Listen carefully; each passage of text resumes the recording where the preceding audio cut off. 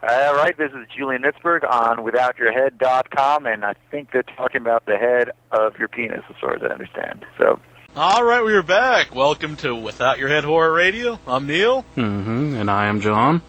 That would make you. That would make me Troy. All right, and we're joined by Mark Borchardt. Yeah, heck yeah, man. All right. Can you swear on this? I don't like to swear. Can you swear on this thing? Oh, yeah, you can say anything you want on here. Okay. So you just start off with a big swear fest? No. I was just looking ahead, man, for emphasis. Yeah. We're among friends here.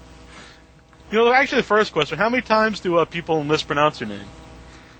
Oh, not many, because there's I don't know, there's really rarely an occasion where it's used. Its last name's Borchardt, man, and people pretty well nail it on the head. Oh, that's cool. I want to let everybody know, too, about the website covenenigma.com. Yeah, that's set up by a great friend and collaborator of ours, Patrick Nettesheim, who had the great intuition and even the greater determination to put together this 10-year anniversary of Coven, man. So Patrick Nettesheim, is he aware of this interview? Yeah. Oh, cool. Hey, Pat, man, I hope you're doing really good tonight, man. We'll probably be playing some of the tracks from the CD tonight.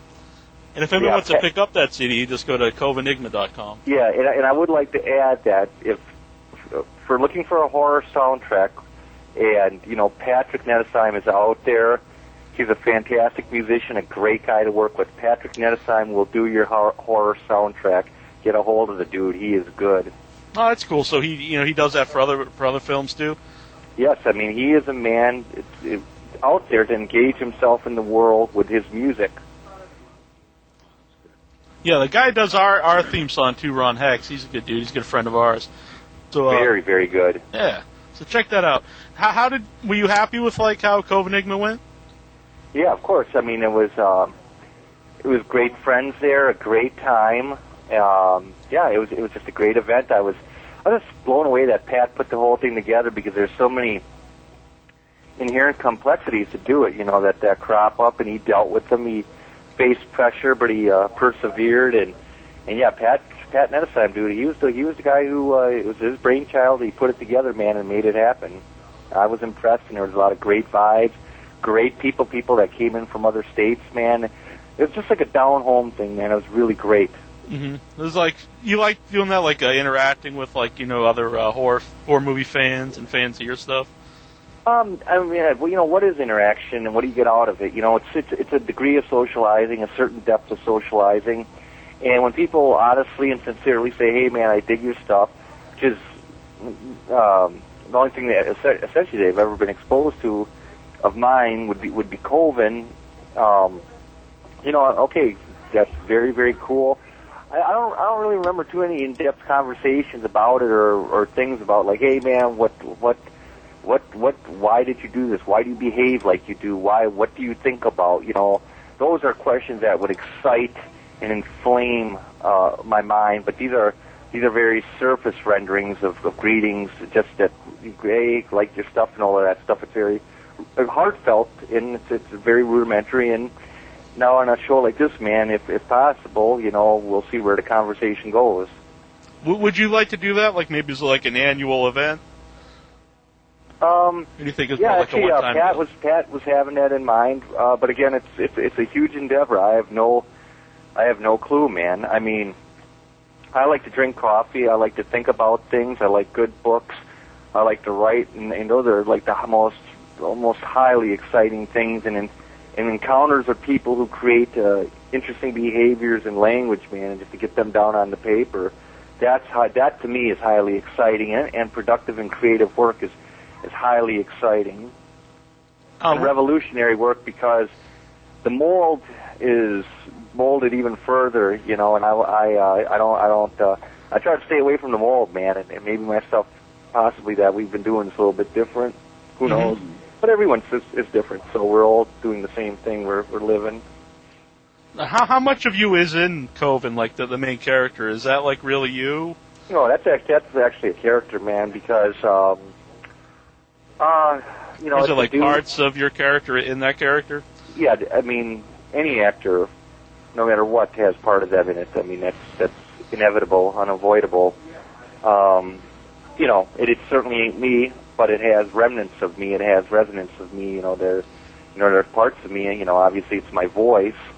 So obviously it's my physicality. You know, but I play a writer who's, you know, doing his thing in that. So, you know, I'd have to see it.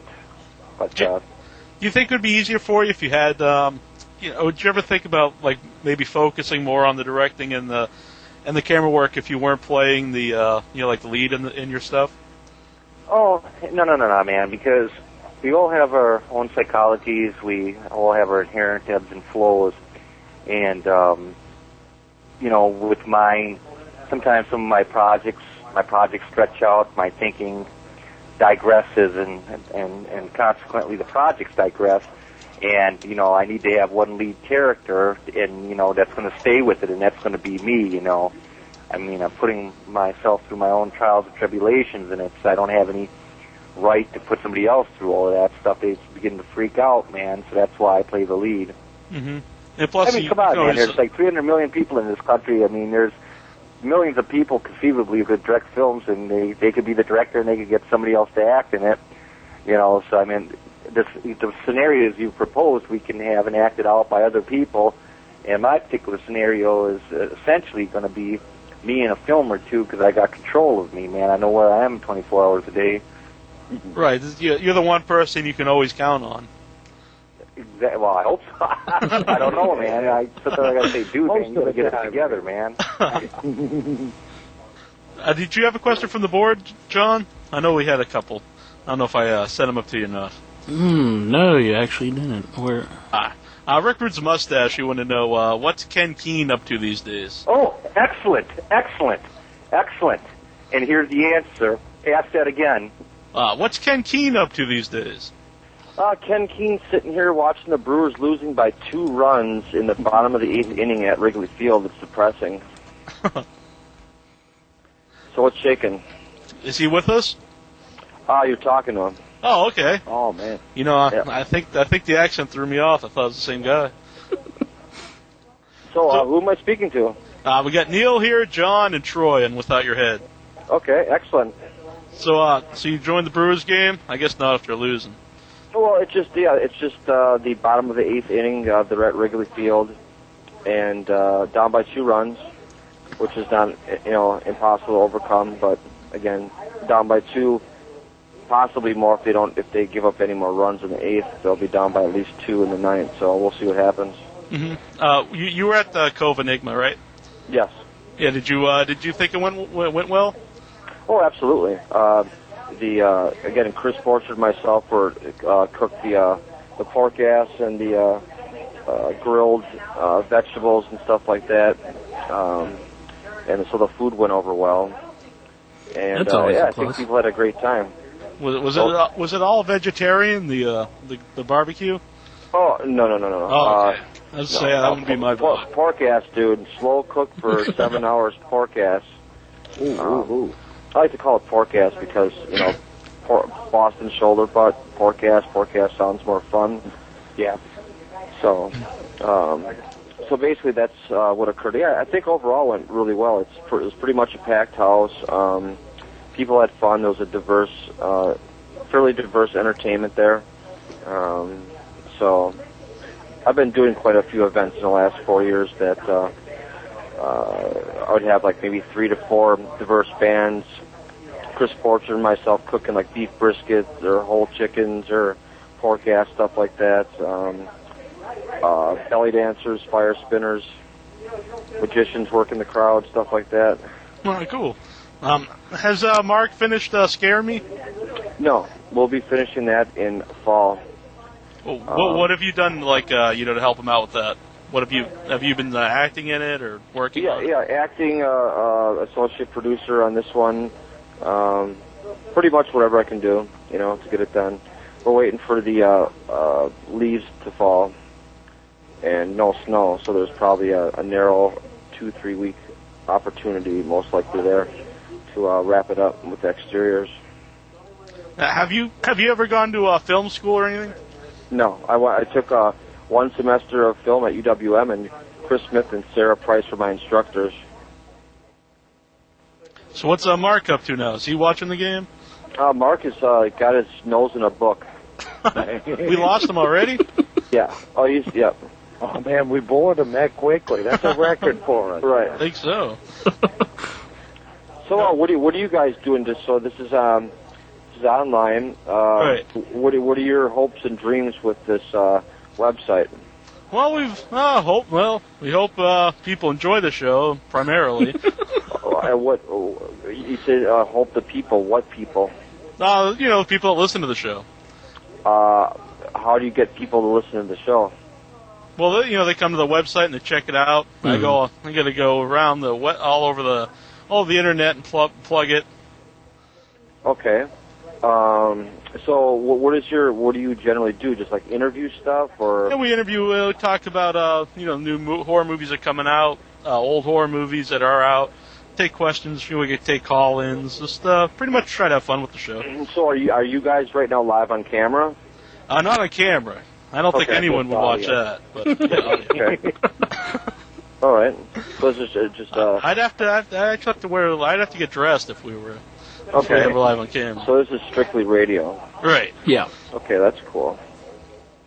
I know quite a few people that are attempting to do I may even do it sometime. I'm working like 10 different projects right now, but sometime next year I'm going to break off and do some type of live internet stuff. I think that's where things are heading. Live broadcasts of things. Mm-hmm. Right. Mm-hmm. Yeah, we've got an indie film director on our message board. I don't know if you've heard of him, Scott Goldberg. He's actually in horror business too that they're making right now. Okay. I don't know if you've ever seen any of his stuff, but he, when he does his stuff, he puts it out, online for people to download. Okay. You think that would be like a way, like you think like movies, like people make indie movies? You think that's like the direction it's going to go, like? I think the direction that things are going is just live entertainment. Period. People are doing. What is that? I've been traveling quite a bit lately, working on a friend of mine's film project, and get in late at night, and there's this what's it called? It's on Showtime, something after dark, and it's a bunch of like pretty boy, pretty girl, moronic people with 50 cameras or whatever rolling, and it's really just it's. You watch it for about like 4 minutes, and then you're about to snap, because it's just so horrible. The characters are not entertaining at all. The whole format's not entertaining, but the concept is there with doing live broadcasts. Like last year, about the Halloween thing that Mark did last year, where I know what you're saying. With Night of Living Dead. Central. I think Comedy Central, it was G4. Excuse me, it was G4. The Night of Living Dead. And they did live from Milwaukee. Right, they did a 3-hour screening of Night of Living Dead and cutting in and out of live scripted stuff. And I think that's where it's at, is doing live stuff. Been working on a film project called Cooking with Ken the last 4 years. I'm going to wrap that up this next summer. Edit it and put it into enter it in the Sundance Film Festival. It was originally intended for a series for like MTV, but I'm going to do either a mini series, like 8 hours long or whatever, or it's just going to be like a 2-hour feature narrative / documentary. But like something like Cooking with Ken would work well, doing a live broadcast, just because of the array of entertaining people I know and just the vision of what I'm doing with it. Do you think they'll ever put that like on DVD? That whole show that they did, the Night of the Living Dead show. Was it? I'm not quite sure. I don't think it's marketable enough to do that. I'd enjoy it anyway. I'd watch it. Well, sure, but I mean, again, there's a lot of people that don't even know what an American movie is. Unless you're a hardcore. And plus, that was 7 years ago. Unless you're a hardcore movie buff, may have not have heard of it. Mm-hmm. Well, what do you think about just the fact that Night of the Living Dead, it's public domain and people can just like alter it and add scenes to it and even change the music? Yeah, whatever, they can do what they want. I won't be watching it, so it doesn't really matter to me. Yeah. I'll throw in the original. Actually, I just watched Dawn of the Dead for the first time in a few years, about a month ago. The original one? Oh, of course. Yeah. I went through the pain and the horror of just on principle. I go out with these guys. They like to go to the premiere of some of the stuff, and even Land of the Dead. I almost walked out. It was so bad of a film. Not that I had great expectations, but yeah. Did you see Land of the Dead? Oh yeah. Oh yeah. John actually, I think he enjoyed it. I actually think Troy enjoyed it too. I'm not a fan. I really, did. Especially the ending. I just thought that was almost laughable. Yeah, I thought it was completely horrible. I mean, it just doesn't match up to Night of the Living Dead, Dawn of the Dead, even Day of the Dead. Was pretty good. Yeah, I think Day of the Dead is better if you. When I was younger, when it first came out and stuff, I wasn't a fan of it. I was probably expecting another Dawn of the Dead. Sure. But when I watch it when I'm older now, I still don't think it's up there with Dawn of the Dead or anything. But I do think it's a better movie than I thought it was at the time. Sure, yeah, I agree with that. Same opinion here. But Land of the Dead, I'll say till the day I die, I thought sucked. Horrible film. We'll never watch it again.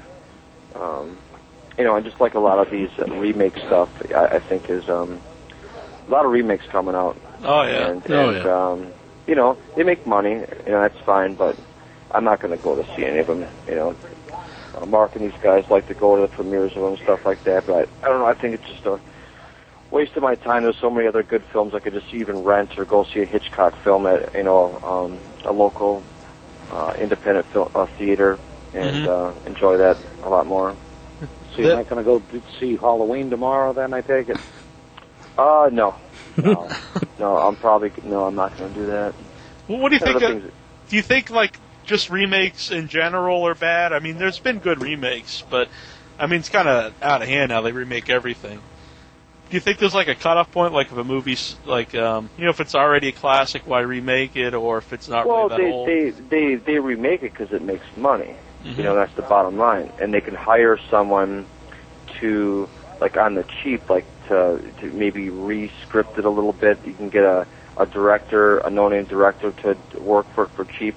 And if the film sucks, who cares? Because they made the film for $8 million, and it's going to make more than $8 million.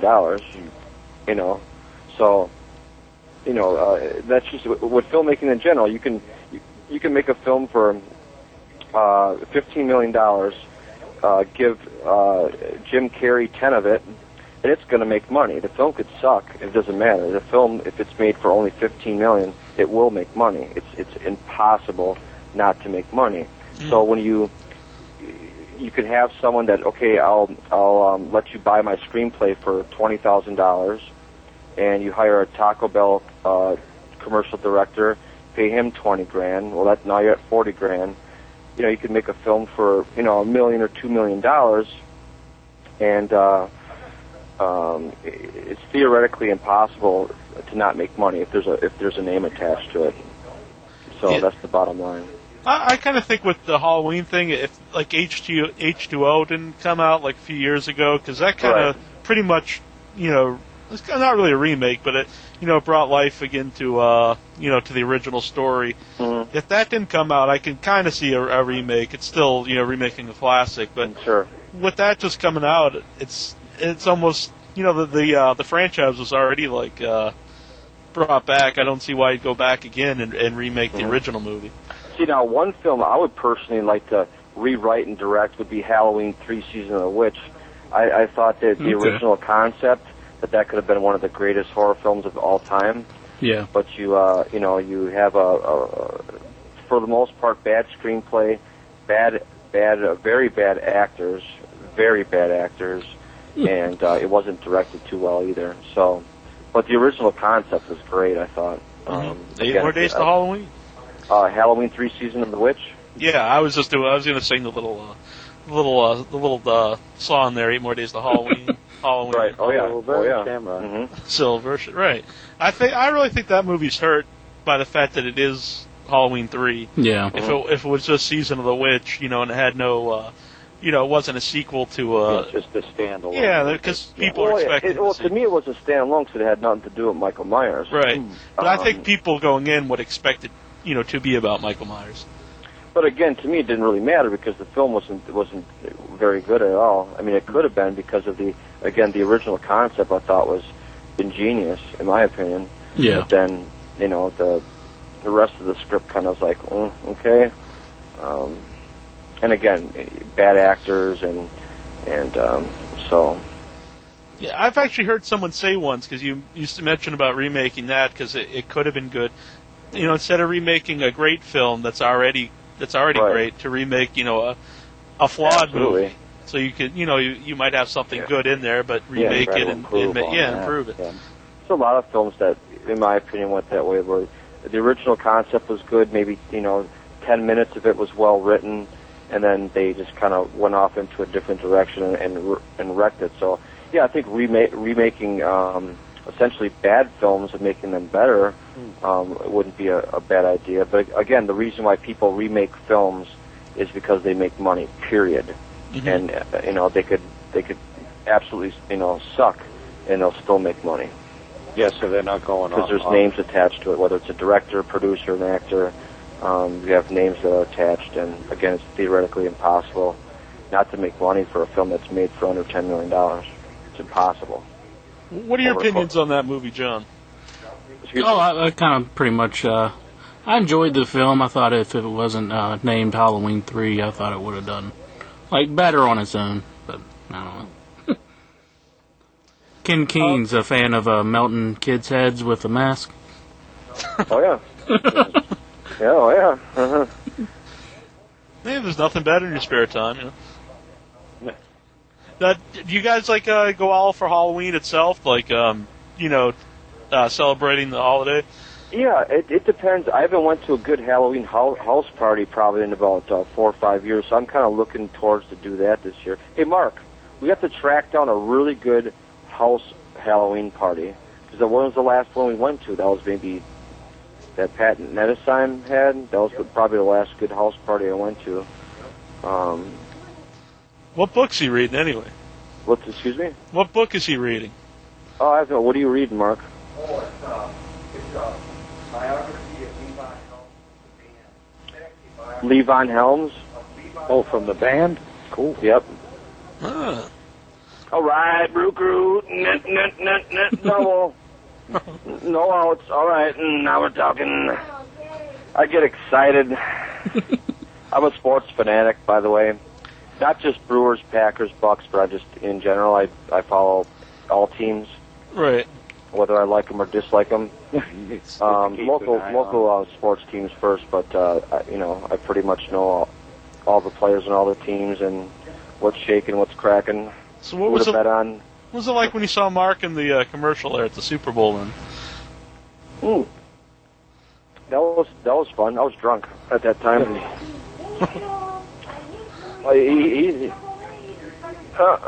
Ricky's got it going on now. Once they set him down, he came back up. He's over 500 base percentage since he's been back up.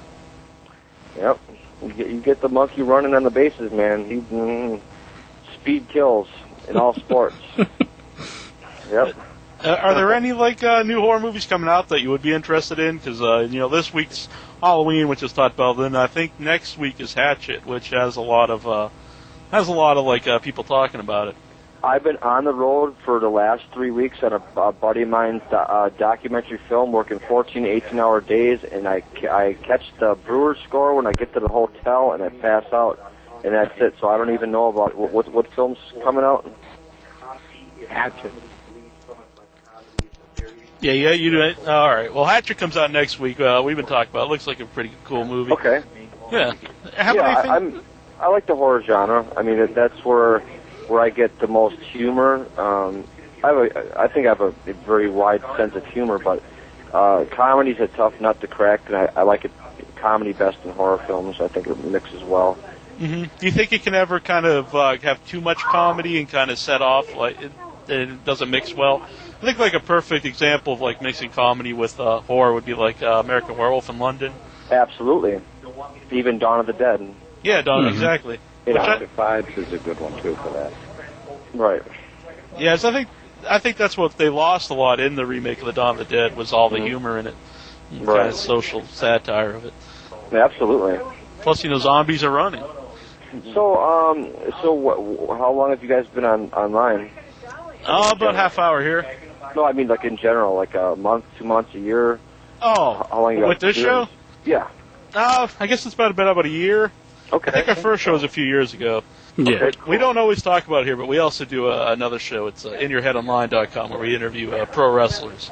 That's been on about 3 years.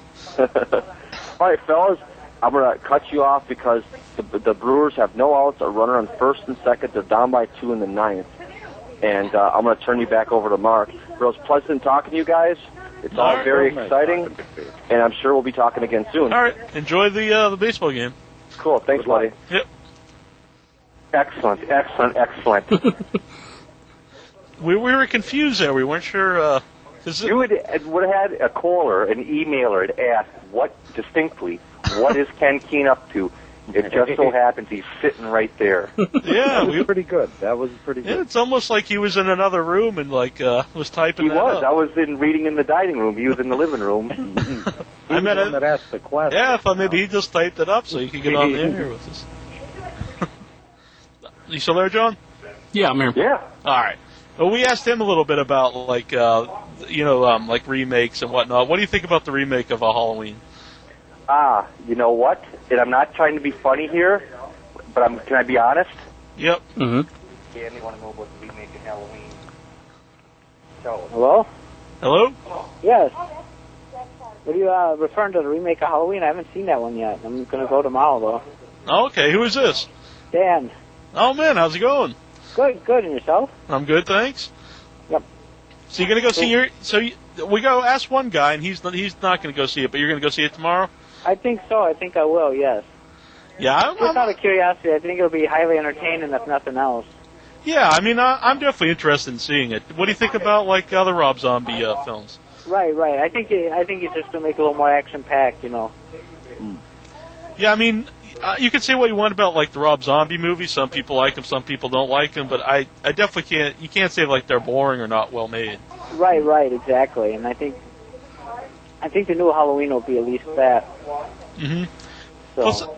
And I'm looking forward to see what they do with like him as a kid, because that's going to be like a big part of the new movie. Right. You don't really see in the first one. Yeah, kind of a prequel. It's kind of a reimaging of the original with a prequel added, right? Right. Yeah, because the first one you just see it real basic. You see him killing his sister, and then you don't see him again until he's grown up. But you're going to see all that leads up to him becoming an adult. Right, right, and that's going to be the interesting part, I guess. It could be. I mean, that depends on how well it's done, I guess. Yeah, good. It sounds interesting to me. Right, right. That's why I'm gonna give this, check it out. I mean, I almost have to just for the kicks. It'll be at least highly entertaining for the price. Mm-hmm. And what about? Oh yeah, we definitely ought to see it. What about Hatchet? That's a movie that comes out next week. It's not a remake, but it's another horror movie that's got like a pretty good buzz about it. Like Kane Hodder's in it. Yeah, I haven't heard nothing on that one. I don't even know anything about that one. Oh really? No. Oh okay. Well, check that one out too. It comes out next week. Oh, okay. So they're not coming out. They should come out this weekend and go against Halloween. Yeah, I thought they probably should like spread them out because I don't think it's good to kind of like compete against each other. Right, right, right. Yeah. Plus, you're only a month away from Halloween. I don't know why they just didn't wait and put Halloween out. The week of Halloween itself. Week before. Well, because they'll go against Saw then, right? Oh, that's right, Saw 4. Right, because that's come out like the week or a few days before Halloween. Mm-hmm. So we don't want to go against that. That's why. Yeah. Saw's been pretty successful even during their sequels, haven't it? Yeah, definitely Saw 1, 2, and 3 were pretty big. Yeah, and they seem to be doing pretty well even in the sequel land. So. Mm-hmm. Yeah, even though the main guy's dead, he died in part 3. Yeah. I hope I didn't spoil the movie for anybody. Oh, you just killed it for me. Right. Have you seen? Oh, you haven't seen anything on Saw 4 yet, have you? No, but I kind of realized. I remember before I saw Saw 3 and people like, well, they can't make another one. But after you watch, you can pretty much see where they're going to go. He's just going to be basically all on tape. Right. Yeah, exactly. I don't know if they could make a part 5. Right. Unless he's still on tape. Oh, bring him back from the dead. Yeah, he's made a lot of tapes. Well, that could be bringing them back, from the dead could be a workable, Uh-huh. Mm-hmm. They have a... Mm-hmm. Yeah, they dig him up. either that or there was some twisted angle on how he's still alive or something, or that was some, his, that was his twin brother that was sick or something and died or whatever. Right, or they can send him off into space like Jason X. Jason X, yeah, that was actually entertaining, I thought. It's different. Yeah, you run out of things for a character to do, you blast into space. Yeah, he's already taken Manhattan, now let's just blast him up into space. Yeah. Hey, they did that with the Leprechaun, too, didn't they? Yeah, Leprechaun in the Hood, or Leprechaun in space, right? Yeah. I actually think probably Leprechaun in the Hood was probably like the best one of the series. I loved Leprechaun in the Hood. I love that movie. Yeah, I think they actually even made a sequel to that one. Yeah, you think so? I think they did. Oh, okay, Leprechaun in the Hood too, right? Yeah. I think they did have that, or Back to the Hood, Leprechaun Back to the That's Hood. That's it, right. Yeah, that's what they could do with some of these guys. Instead of sending them off into space, they can put them in the Hood, get Leatherface in the Hood. Right. Just try different areas with the guys, Yeah, if you could up to like Amish country or something. If you could do like your own Leprechaun film, where do you think you would place him at? Me? Yeah. Oh, Leprechaun. I don't know. Leprechaun and Perhaps I wouldn't know. perhaps a period piece or something. I don't know. I think the Leprechaun in space pretty much, or the Leprechaun in the Hood. I mean, they pretty much narrowed it down, right? Yeah, they can send him back in time. Field. Or what about Leprechaun as a nudist colony or something? I like that. I don't know if he'd blend in well. That would be interesting. Yeah. Yeah, I think once you throw someone into space and they start doing the time travel, it's pretty hard to just bring them back to reality. Right, reality, exactly, right. I mean, somehow they got to fall out of space back into, back into the atmosphere, right? Mm-hmm. So this is Dan. What exactly do you do with Mark, like on his films? Are you just a friend? I've known Mark for well over 20 years. Mm-hmm. Well, probably 20. Well, almost 30 years I've known Mark. So I've known him. Has he ever drug you through the mud? So what? Has he ever drug you through mud or anything like that? No, I haven't gotten. I've been in one of his films when I was real little, real young. I mean, I was in his films, but not since. I mean, I wasn't in Coven or anything because I had a day job and stuff. So he did a lot of shooting during the day and various times. Have you helped him at all, like off camera, done anything on any work on his films? Not necessarily like an actor.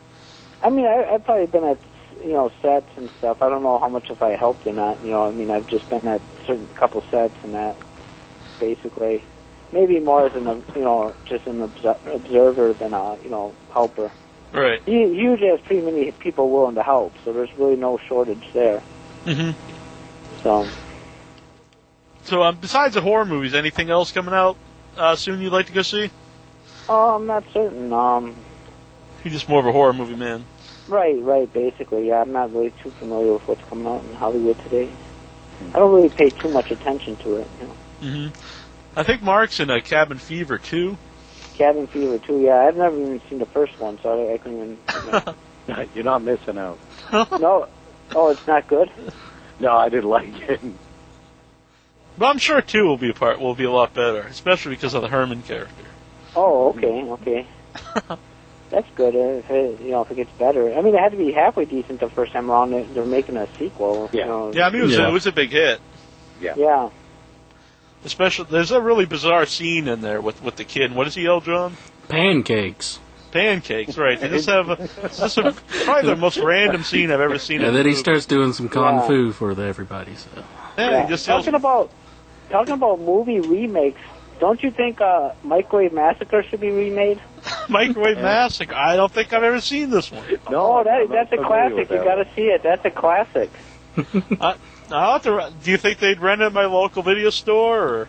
You probably have to go to Netflix to get that one. All right, yeah, I'm a big Netflix fan, actually. Microwave Massacre is a classic. Frankenhooker, have you ever seen that one? Yes, I have seen Frankenhooker. Frankenhooker is good. It'd be hard to improve on that one, though, if you remade that. Frankenhooker's pretty good. Right, yeah, I think so. I just actually picked that one up used at a DVD store. It was worth it. They just put out The Dark Backward on DVD. I don't know if you've ever seen that movie, but it's like one of my favorite movies. Just really bizarre. Which one? The Dark Backward. Oh, okay. No, I'm not familiar with that one. It's about a guy who grows a third arm and becomes a stand-up comedian. Oh, okay. Wow. Okay. Which, you know, of course makes perfect sense. Oh, right. What else would you do if you grew a third arm out of your back? Yeah, that's a good question. I don't know. Yeah. So everybody can pick that up on DVD. Yeah, the dark. What's it called again? The Dark Backward. The Dark Backward. Is that that's probably something you gotta go like eBay or Amazon to get, right? They just actually put out a special edition of it on DVD. Oh, really? Yeah, I was like, that's really weird because it's, you know, it's not a very well-known movie. It actually has pretty big stars, and it's got like Judd Nelson and James Caan and Bill Paxton. Oh, okay. Wow. Yeah, Okay. but it's recent? just really bizarre. I think it was like made in the early '90s, but they just now put it out on DVD. Oh, Judd okay. Nelson's a person that grows a third arm, right? Right. Yeah. Wow. And I think that's just all you need to know. Judd Nelson has a third arm. I don't think there's a Right. And he's a stand-up comedian. right. There's no other reason. You know, that's the reason alone to see it. Yeah. So what's Mark doing now? Is he back to reading his book? I don't know. Should I go look?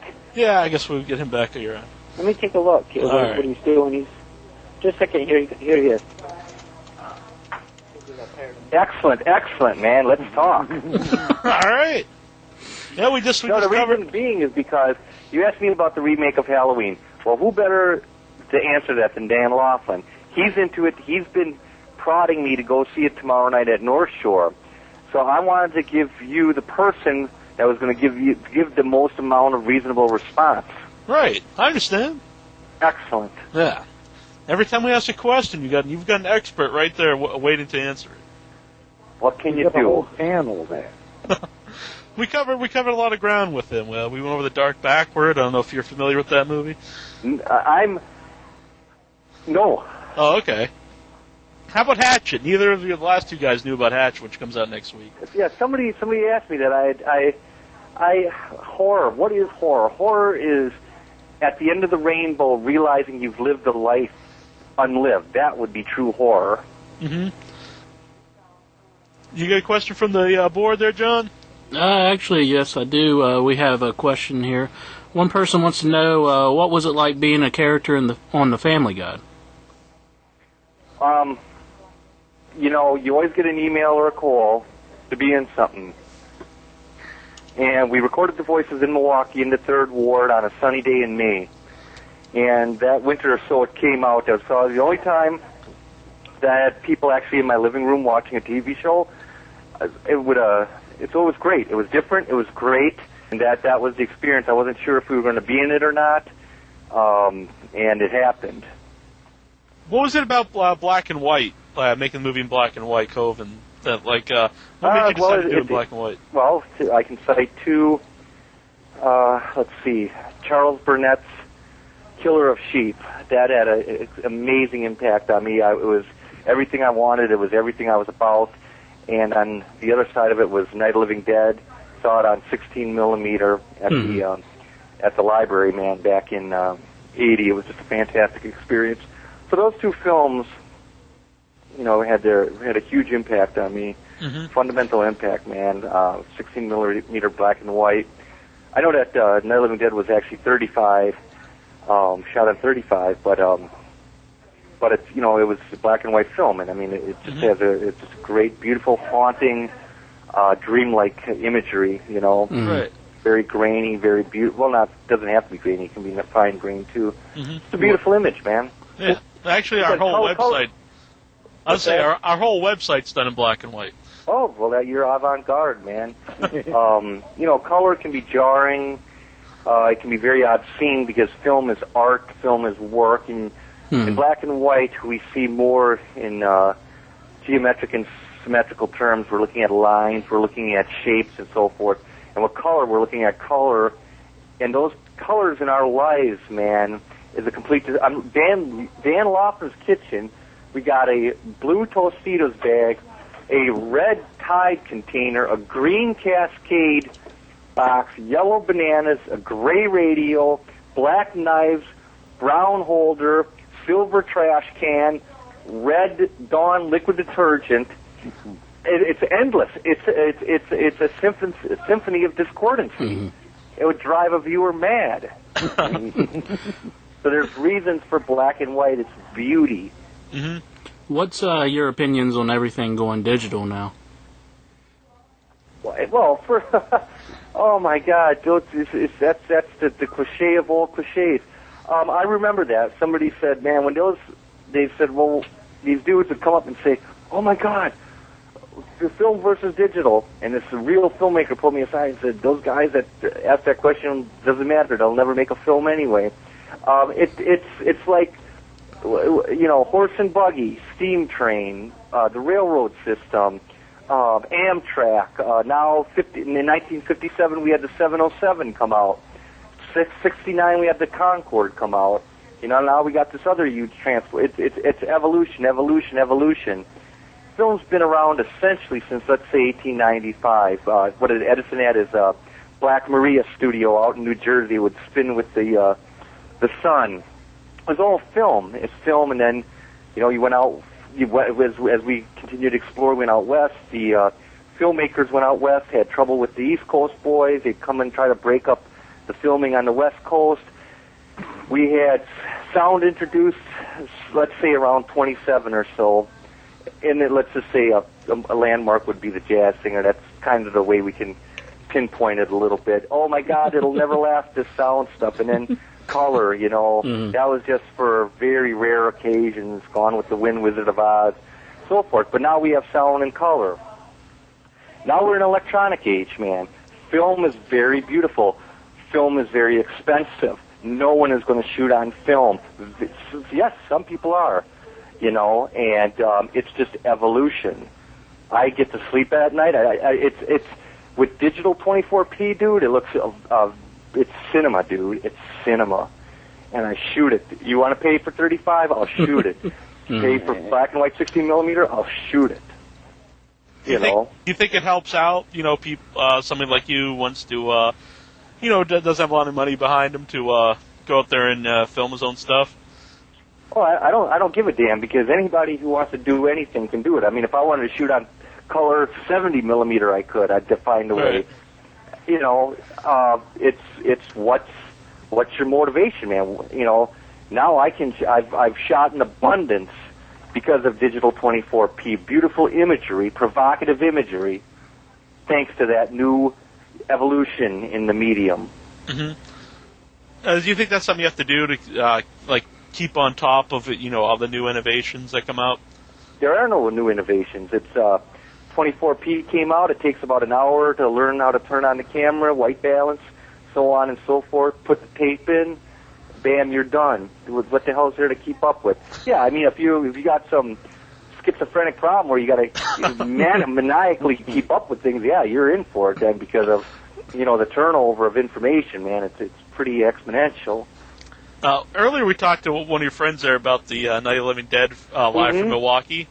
Like, how did that come about? Who's like? It was a trip, man. Again, you know, that they get a hold of you.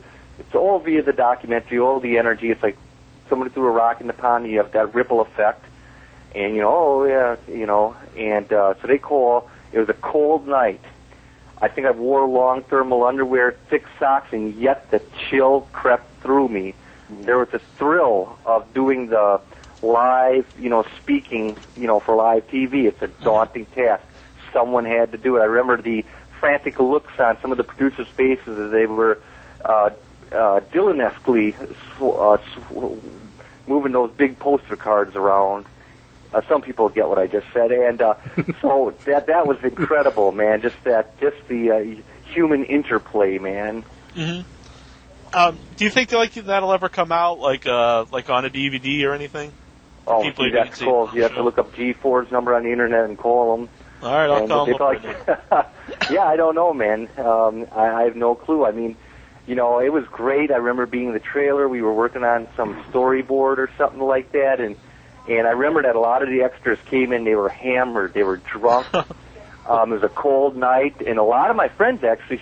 Some of my friends showed up. There's different realms of friends, like from different eras, this, that, the other thing, and I'd have to draw a chronological chart, you know, to see if some faded off, some stayed, who believed in it, who's into this, you know, and all of that stuff. But I remember getting picked up by a car in the morning, doing local media stuff, maybe like on the TV, and all of that stuff. And so those are memories. So you kind of want to, if you're working out, you have to continue to do push-ups and sit-ups. You have to continue to eat vitamins. We all eat each day in order to survive. So there's just it's not like a one-time experience. Oh, I remember when I ate once. Right. So we must continue these experiences if this is the psychic nutrition that we need. Now, when you guys did that, you guys didn't actually alter the movie or anything, so that was cool. But what do you think about people that actually take Night of the Living Dead and alter it or put in different music or just add their own scenes? It's a free country. Do whatever you want. It doesn't. It's like listen. Oh my God, that's offensive. On button, you switch it counterclockwise, and it goes. You hear the click, and it goes off. Well, it depends how old your TV set is. Now you just hit the remote. Right. Why? If you don't like it, just don't watch it. There's 300 million of us. I can't think around what color socks all 300 million people are wearing. It just doesn't enter my realm. But yeah, what they do with it, I wouldn't know. Mm-hmm. I know what I like. I knew how important that was. I knew how important Texas Chainsaw Massacre was, and I knew that decades ago. And now it's being proved. The zombie thing has entered our culture. Texas Chainsaw Massacre has been in perpetual homage for the last 30 years, and it's only increasing. All of these films are based on the Texas Chainsaw, the imagery and the feeling of the Texas Chainsaw Man. We're in a perpetual homage to it now, and I knew that. I can, but I'm not going to sit around and reveal. I've got to, maybe throughout the years working on a minor treatise on the Texas Chainsaw Massacre, some of its psychological and cultural implications, and which I noticed, which no one else talks about, but which are very apparent with the Sun and with the news, and just being vague about it. It's explosive, man, and its insight possibly.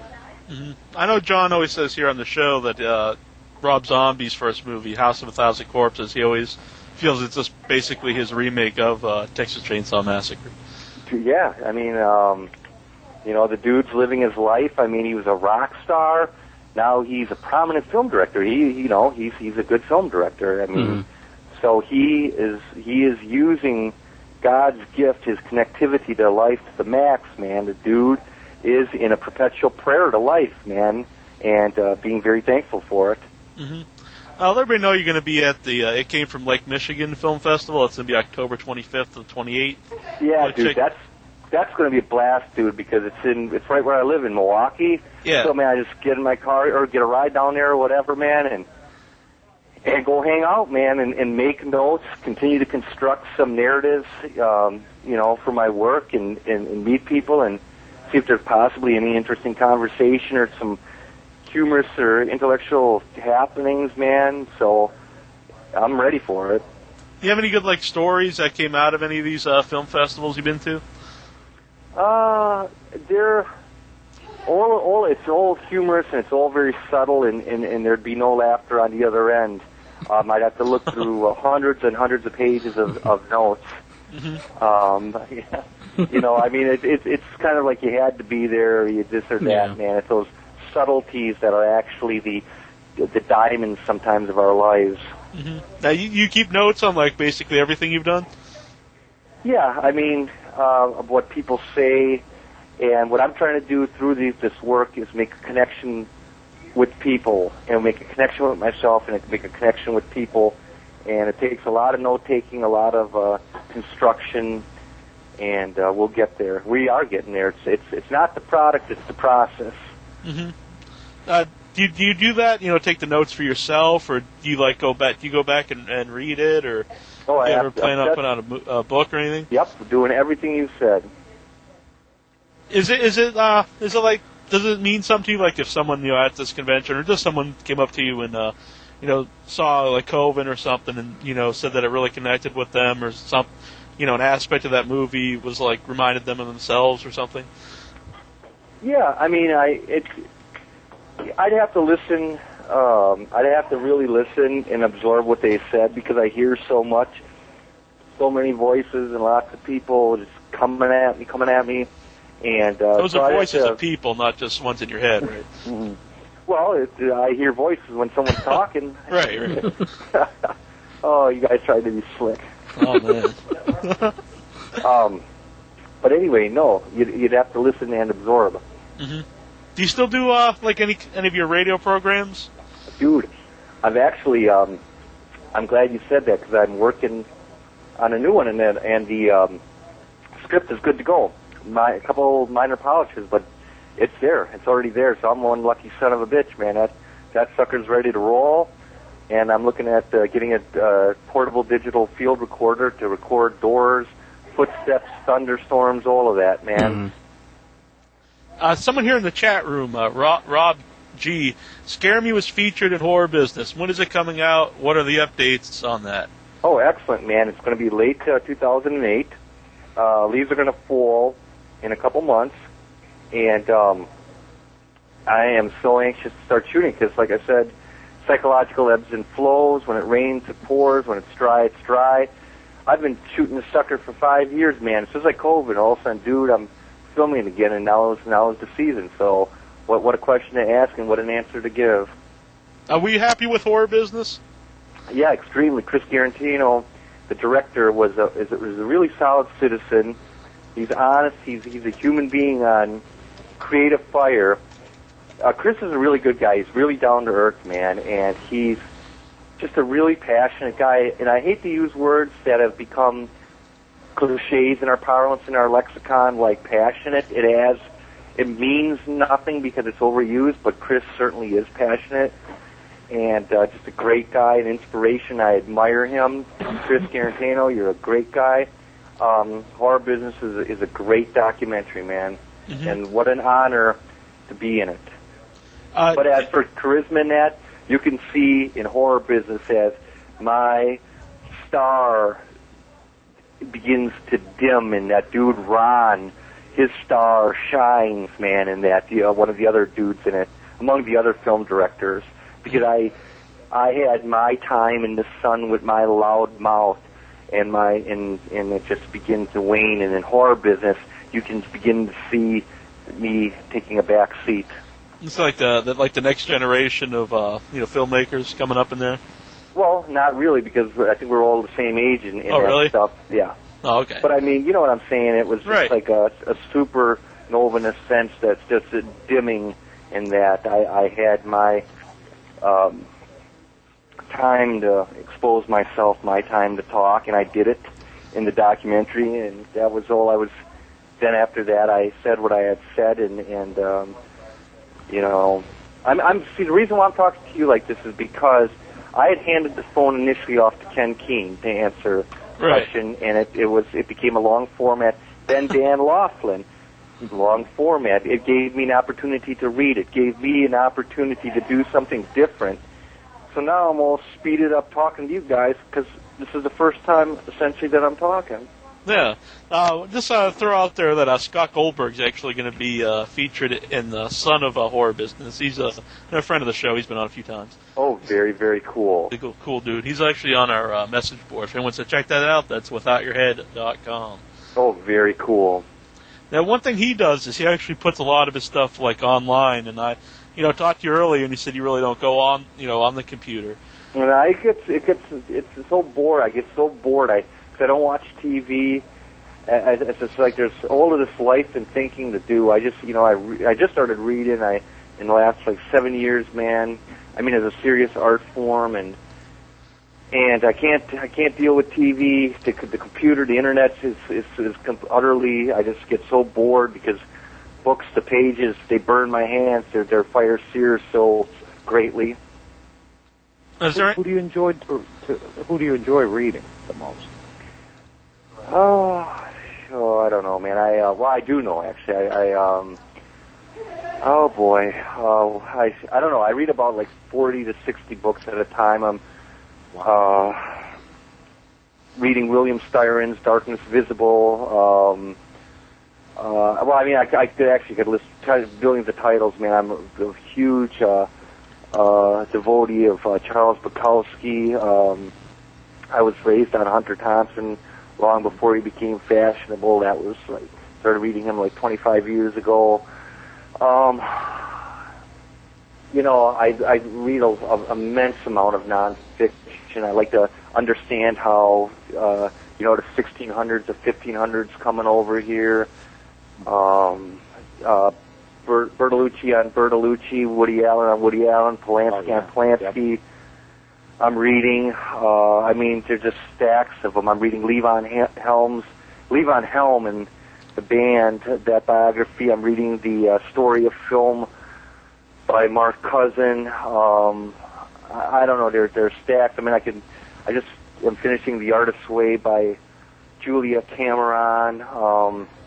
I've just got stacks of books, hundreds, and it looks for me a few thousand, so.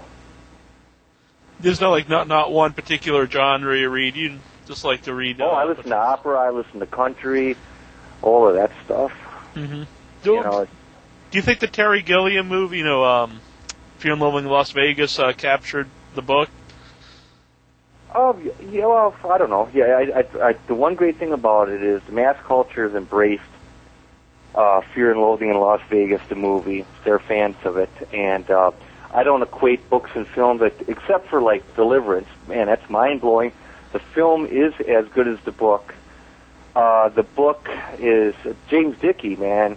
I read his biography, huge biography, very large tome.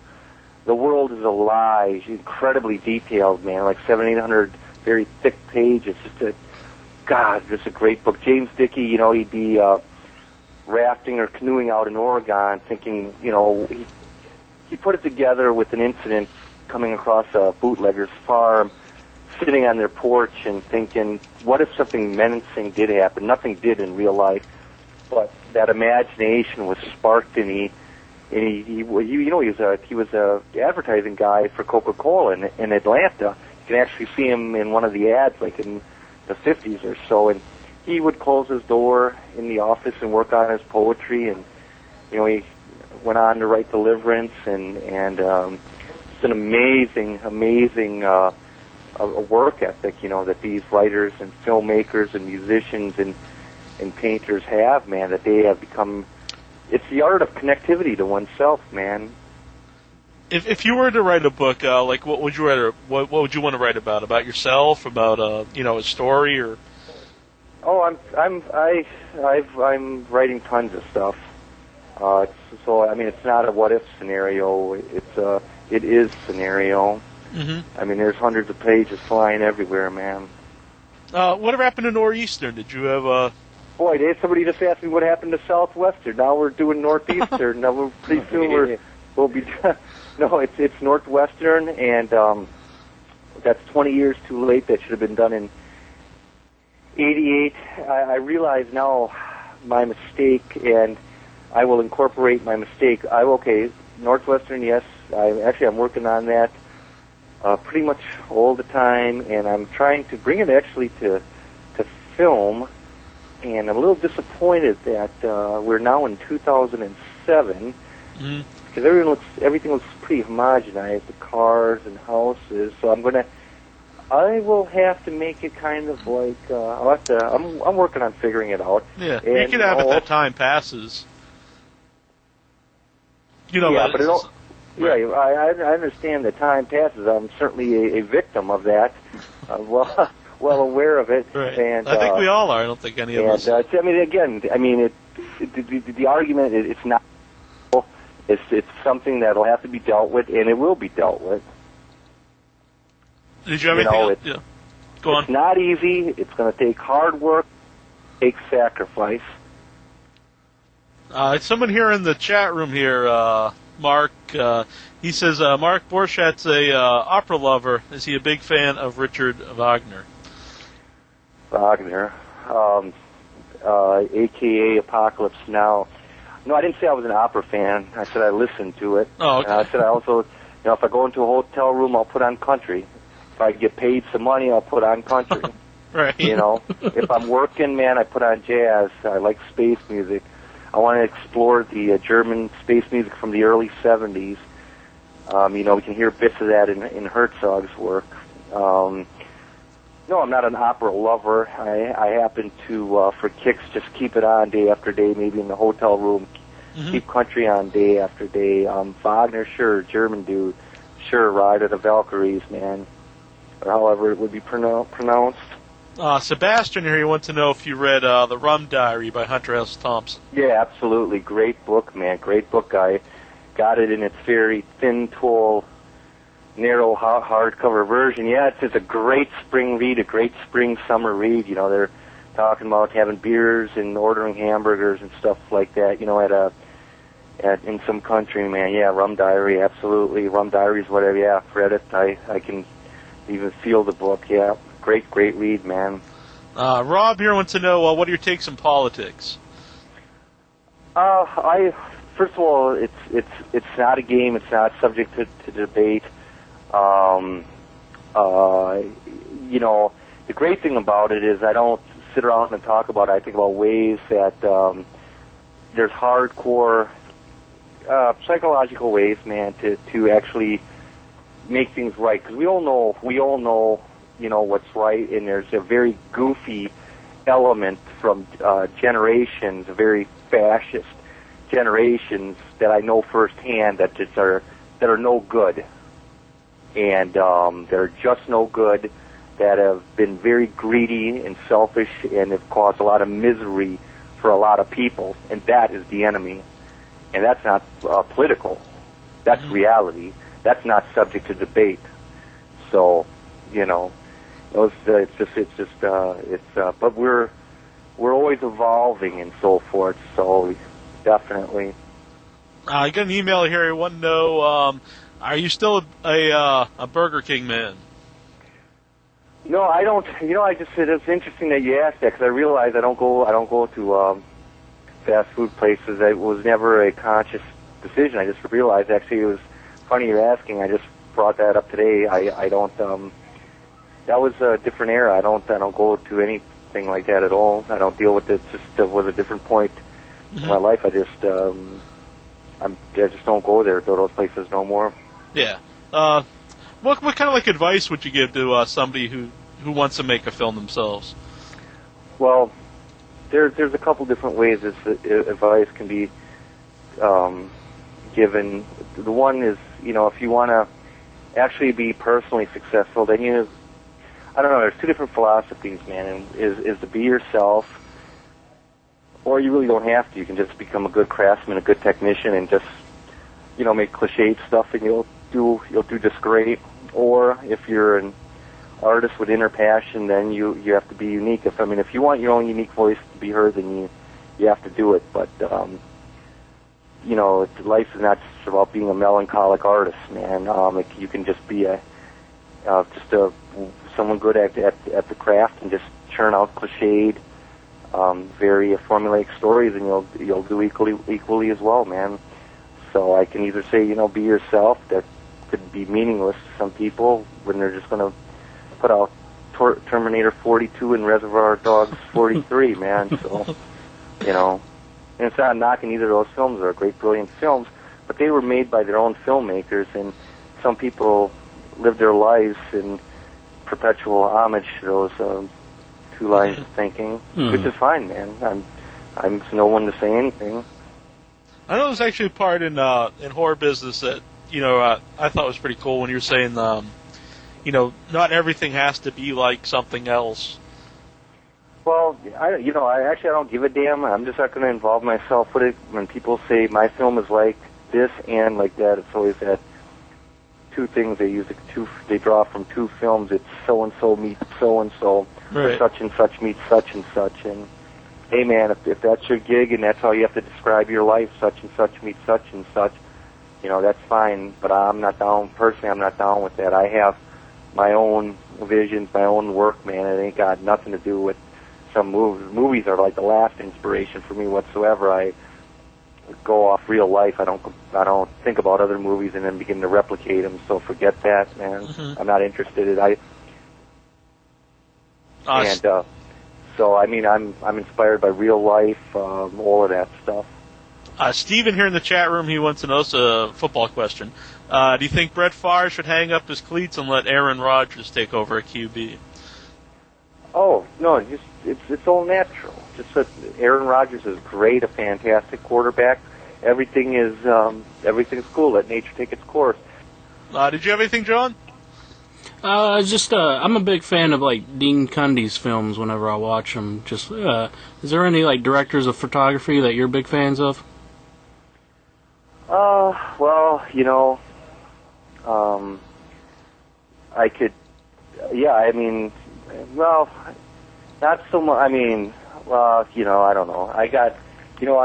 I'm totally downloading my Bergman, man. He's just, so I could say Sven Nykvist, whatever, and, obviously, but that wouldn't be too totally truthful because, like with Dawn of the Dead had excellent cinematography as well, very influential, especially with the editing and so forth. So not particularly a fan of, but like I say, Nykvist shot Bergman stuff. Obviously, I'm totally enamored by his work and so on and so forth, and many other filmmakers who've employed DPs that have done wonderful work. I don't think I mentioned the website. I just want to mention the website quick. It's itcamefromLakeMichigan.com. Thanks. Wayne Klingman thanks you, and Brian Bloodsoaker thank you. They help run that. Yeah, so everybody wants to find out how to get your tickets and how to get there and everything. Yeah. Just go right there. So you, I think I already asked that, but you enjoy going to the film festival. Did you go to them before, just as a fan? No, because I don't even. I'd have to look at all of my journal entries to see what I was actually thinking. No, I never was proactive like that. Just I'm amazed by people who say, "Yeah, I'm going halfway across the world or down the street to the film festival." It's like that would never enter my mind, man. I was just drinking all the time, so I just listen to music and stuff like that. Yeah, I think they've kind of become big though in the last few years, or bigger than they were. Yeah. It's a different culture, dude, man. That wasn't happening, man. When I was 20, there was no such thing as that stuff to any great extent. Mm-hmm. America is really full gear in the media culture now. It's becoming far more pervasive. Mm-hmm. Do you have something, Troy? Is Troy still with us? No, I'm here. We got the football man here, Troy. Do you have something to add? I was just going to ask, who's taking the North this year? Well, first of all, I can tell you from experience that experts and anyone else, they're usually off. You can get a dude off the street who'll make a pretty much of a closer prediction. I mean, you could say essentially the Super Bowl could be Green Bay versus New England, and that's as good a bet as anything. I mean, you can pick some tragic teams. You could be pretty sure that they're not going to get in the playoffs, but other than that, it's anyone's guess. Experts are usually wrong. Their misses are more than their hits. You got to do it from the gut, and like I say, I mean, it could be Green Bay and New England in the Super Bowl for all we know this year. All right, we're writing you down for that one. Green Bay versus New England. All right. Well, we get the Patriots. Well, I'm a Patriots fan. He's from Massachusetts, but he's not a Patriots fan. Excellent. I think he likes the Browns. I don't know where I'm he a gets that Browns fan. Yeah. Well, there's romance in that type of organic setting of Cleveland, man. Yeah. Dirt, mud. Were you surprised that Mike could scream so well? I got that email earlier today. Oh, no, I mean, we all have potential, and for most of us, that potential usually is pretty far down in our psychologies and will never surface. We have these superficial exteriors, and so when somebody screams out like that, it doesn't surprise me because it helps me learn that everyone has potential, but generally it's all hidden potential, and within the snap of a finger, some of us surprisingly can become instantaneous extroverts. So, there you have a case study, a case example. Here in the chat room, El Gil del Santo, to know if you're an Asian horror movie fan or also a Mexican horror lucha libre fan. Okay, well, for one, Audition was truly, truly, truly disturbing. So these are not pleasant films to watch. They're nightmaric. I don't get into them, but they're great. I mean, Audition was great. Very disturbing. And then Mexican horror flicks. My friend the makeup effects artist from Minneapolis, Mike Etol, had given me films that Coffin Joe. Am I correct? Coffin, you guys know about Coffin Joe? I don't know, but I'm sure El Hio I have would no know clue what the hell I'm talking about, but Right. Mike Etol, thanks for giving me the films. I'll have to check them out.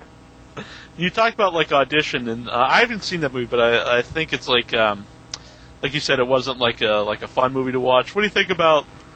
There's a lot of recent horror movies where it's basically, instead of horror, it's like terror. Yeah, terror, watching someone be tortured. Mm-hmm.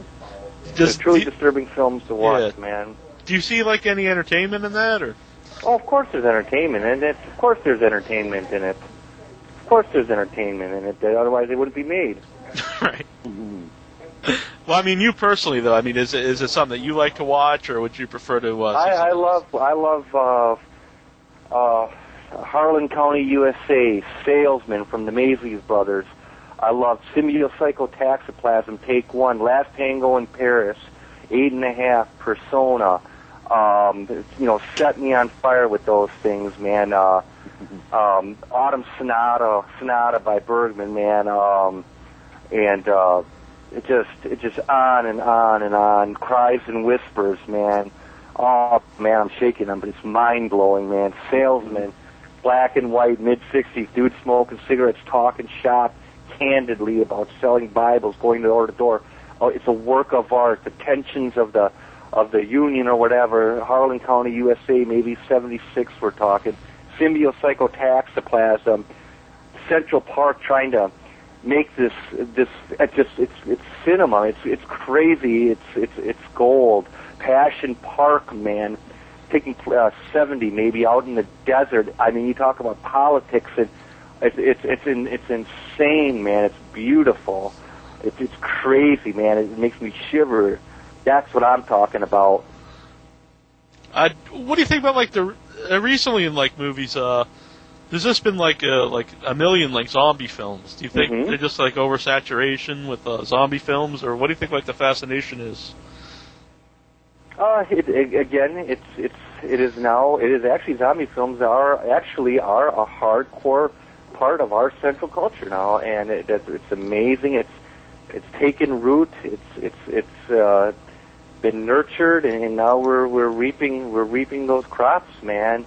And you make 10 million of them for all I care. I ain't gonna see them. I know where it's at with Night of the Living Dead and Dawn of the Dead. So I make billions of them. Everyone's happy watching them, making them. I'm happy not seeing them, and we're all happy. We all win. Did you see? I'm not talking on anything, man. No, I understand. I'm just saying, look, dude. I know if you don't like what it, just don't watch it. It's not better or worse than not knocking. I know for me personally where it's at. For me. We actually asked a guy earlier about Halloween coming around here. Not the movie, but Halloween itself. Yeah. Do you do anything for Halloween?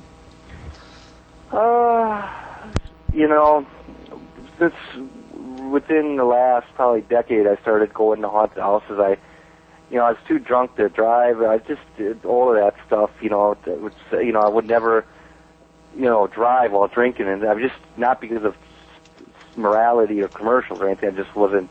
I said, oh, it ain't worth it, man. It's crazy. So as I got older is when we started actually going to haunted houses as a business. So I kind of live my life in reverse sometimes, as opposed to the natural, evolution of people's lives. So I truly enjoyed the season. I love filming in it. I love driving around in it. Love the bars, the haunted houses, all of that kind of stuff. Like when you were a kid, did you ever like just really go out with like the makeup or anything? Oh yeah. I mean, we had a wonderful neighborhood that I can remember going through apartment complexes where they had leaves on the floors, I mean, we'd go trick or treating, man. Hell yeah, I can remember that distinctly. And what a treasure, what a memory, man. And when we were punky young teens, we would. I remember one season just going to haunted houses and conducting mischief and that, because we were pretty hardcore partiers in our teens. We were religion, man. This early guy, teens. this guy's just he's posted about 50 times now here in the chat room. Rob, he wants to know what was your first. Yeah, I better ask it here. He might come and get me. What was your first reaction to seeing Horror Business? I just thought it was a cool film. With passionate people, and I know Chris Garantano. He flew out to Milwaukee, and he was a very sincere, down-to-earth guy. He touched me and so forth, and I admire him. I follow in his footsteps of being a genuine guy, man. It's someone to follow. I dug it, man. Mm-hmm. Well, we hope you wish you luck here on Scare Me, and when it comes out, maybe we can pick it up on Covenigma.com. Yeah, who knows, man. I mean, it'll be out there. I'll take it around to festivals and ask questions and give answers and all of that stuff, man. Mm-hmm. Now, you also got a part in Cabin Fever 2? Yeah, I got a part in Cabin Fever 2. I play the lead in the Hagstone Demon. It's a great horror flick that'll probably also be coming out this year. It's the Hagstone Demon, shot in Minneapolis, directed by John Springer, great guy. Cabin Fever 2, shot by Ty West out in Wilmington, North Carolina, great guy. I'm actually going to be on. You can look out for me on MTV on MTV Made, man. I'll be doing. I coach this actress, this chick, coach her into being a horror actress. So that should be coming out probably next month, man. That's cool. Check that out. You play Herman, is the name. Yep. Yeah, Cabin Fever 2, yeah. Any movies you want to recommend to anybody out there? Maybe something that wouldn't be like a mainstream movie they may not know about. Oh yeah, I mean, I just check out Olaf Fellini, check out Olaf Bergman. Completely respect Hitchcock. Read up, study Wells. Let's see, and then like I said, go dig out Symbiocytotoxoplasm, Passion Park, Salesman, Harlan County, USA. Go get those suckers, man. See what your reaction is. Go see Slam. That came out in '96, I believe. Go check that out, man. Go check those things out, man. Any last words you want to tell everybody out there? Yeah, I mean, just drink water, drink fruit, cut down on the junk food, man. Seriously, get plenty of fruit and vegetables. Drink lots of water and juices. Stay away from trans fats. Stay away from high fructose corn syrup. Defend yourself. Protect yourself, man. Meditate each day, not in no fruity type way, but just think about what you're doing, man, and think about what you want, and make sure at the end of the rainbow that you have found and clung to some of those treasures along the way that you have with you. It's your one shot at this whole thing. So if that's some things you may want to consider. Mm-hmm. Are you a vegetarian or anything? No, hell no, man. I ate so much junk food today, it's incredible. I mean, I didn't even plan to do it. I had a Super 70s foot-long chili cheese hot dog.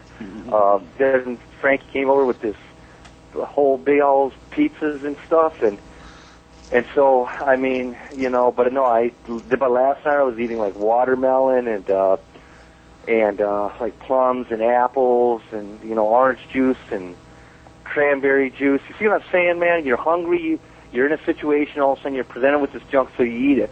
Right. But man, you eat, but as in, that's reactionary, but as an actionary, bananas, carrots every day, oatmeal, all of that kind of stuff, man. And lots of, not that crap tap water stuff, but bottled water, dude. Because who cares? Some dumbass says, oh, it's tap water. Yeah, no shit. But it's been zapped. Drink bottled water. All right. And then if you do all that stuff every once in a while, you can get yourself a pizza then.